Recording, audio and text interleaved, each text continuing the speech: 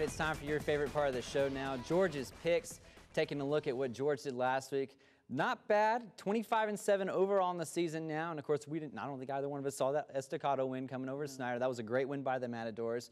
And of course, LISD is off this week, so no local games in the area, but plenty of ones outside of Lubbock going on. And let's start off with Hobbs at Friendship, George. Yeah, this is a game that Friendship has really kind of dominated the last couple of years, playing the team coming over from Hobbs. You know, it's interesting when Friendship has to go to Hobbs. You know, New Mexico has a different set of rules, that, you know, certain tweaks on rules and things they have to get used to and things that affect their offense. But this year, this one's over at Tiger Stadium, and after last week, you know, and being able to come back off the loss to Abilene Wiley and beating Randall by 30 points, I think Friendship is really looking to get things clicking going into the bye week next week before they have a big district ball game against Big Spring in 2 weeks. I think Friendship rolls, and I think Friendship rolls big in this one. I like the Tigers at home. All right, so George likes Friendship in that one. Brownfield taking on Cooper in our next game, and Cooper, of course, what's it going to take for them to find this groove, and is it going to happen against Brownfield? I think if it's going to happen, it's going to happen against Brownfield. You know, Brownfield is a team that has struggled offensively. You know, they struggled against Levelland this last week. You know, we've talked about Cooper and their injury situation. I think slowly they'll start getting some of those guys back. I think, you know, I haven't talked to Coach Wyndham this week, but I would look for maybe Tay Richardson to come back this week. He was questionable last week, didn't look like he played. You know, and DJ Ware, you know, their solid running back, still had 100 yards against Idalou last week, even though they didn't get it in the end zone. So I think Cooper being at home, getting this final district game, you know, they won this one at Brownfield last year. I think they'll do the same thing again this year at Pirate Stadium. I think Cooper gets its first win and gets a little momentum going into the break.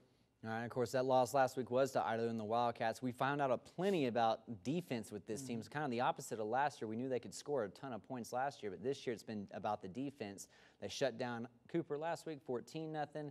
Now they've got to take on Shallowater, who has been just an offensive machine this season. Yeah, we're really going to find out about that defense at Idalou this week. You know, in my mind, for the first time in maybe 3 or 4 years, you know, Idalou doesn't go into this game with Shallowater as the clear-cut favorite. I think this is a kind of a toss-up, and I would even maybe lean a little bit towards Shallowater with the way they're playing offensively and the way they've really adapted to Coach Maxfield's system out there. You know, Logan Powell, you know, we've mentioned him before, an outstanding quarterback, throwing the ball really well.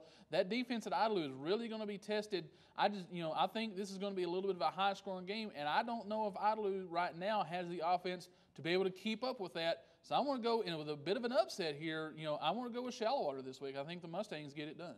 All right, so and then our next game, Roosevelt taking on Post, sticking to that same District 3-2A. You know, we've seen what Roosevelt can do with their spread offense. Post kind of struggled a little bit with their version of their spread over there with the Antelopes. Who can take the advantage in this one? This is going to be a big ball game, you know, down the road. When you look at it, the winner of this game, I think, is going to have a huge upper hand when we get to Week 8, Week 9, and we start talking about playoffs, because I think they're both going to be right there in the chase. But I think Roosevelt is a little bit more polished in that spread.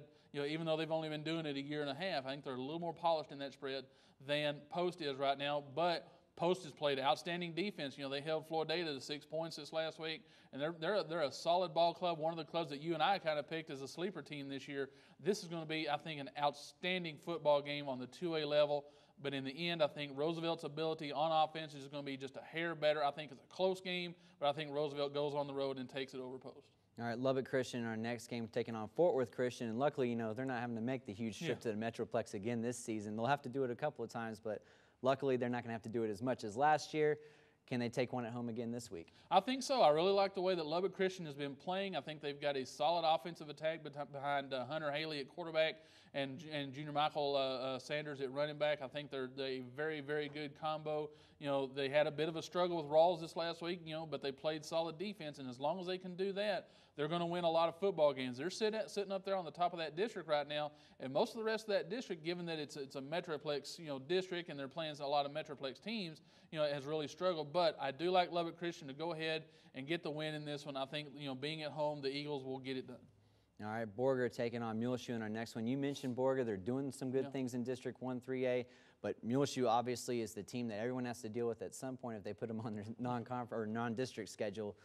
What happens in this one? Yeah, this is going to be an interesting matchup. Like I said, Borger is a much improved football team. They've picked up a couple of big wins over some teams that they really kind of struggled with last year. I think maybe they kind of started to put it together late last year. They got a couple of good wins. They beat Estacado in the final game of the season. And went into the off season with some momentum. They didn't make the playoffs, but I think went in with a little bit of confidence there in the off season, and they've really kind of taken that into this year. Now you flip the ball. Muleshoe, that Crane game last year was really kind of their coming out party last year. This year was a bit of a defensive struggle. Muleshoe only won 21-7, but we've seen that Muleshoe has the ability to put up some points. Given that it's at home, I like Muleshoe. I like what they're doing defensively, and I think they'll have enough offense to get it done. I like the Mules in this one. All right, Smyre and Rawls are in our next game, and of course Rawls coming off the loss to Lubbock Christian a week ago. How does this one play out? Folks, I'm going to tell you right now, if you don't have a ball game to go to, if you're just looking for a game to go to, get out to Rawls this week. Rawls has a solid club, but the guy you need to go out and watch is a kid named Aaron Martinez from Smyre right now. 2 weeks ago, puts up 277 yards, 5 touchdowns in a win.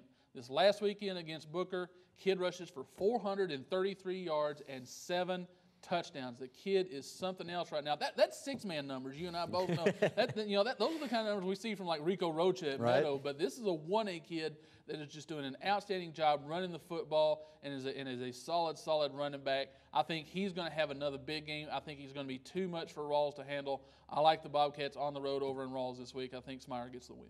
Soudan and Hale Center in our final one. Do the Owls come out on top in this one? I think so. I think Soudan is going through some struggles right now.